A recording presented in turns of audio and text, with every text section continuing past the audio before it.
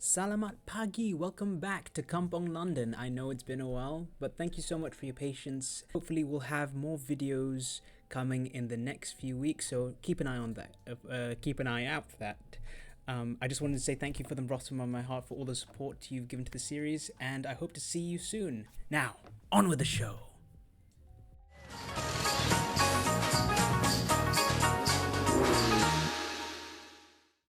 We'll start with the Mulukhiyah leaves. Peel the leaves from the stalks and then give them a nice wash. Spread them evenly on some paper and let them dry.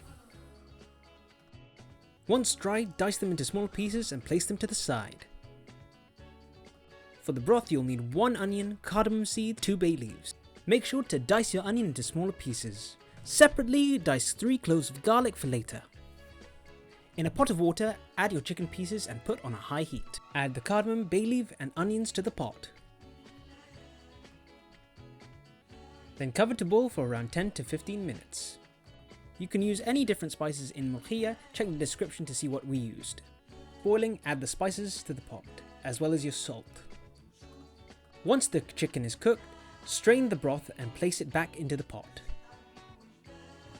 With the chicken remaining, place them on a baking sheet to roast.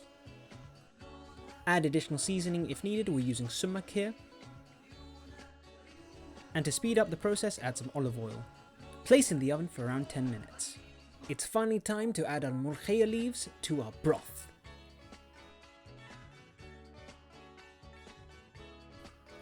Add a bit of tomato paste for flavour. Use a blitzer to give the Mulukhiyah a nice thick consistency. In another pan, fry the garlic cloves in some olive oil.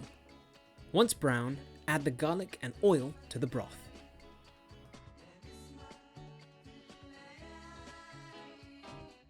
Finally, serve with some rice and some lemon on the side.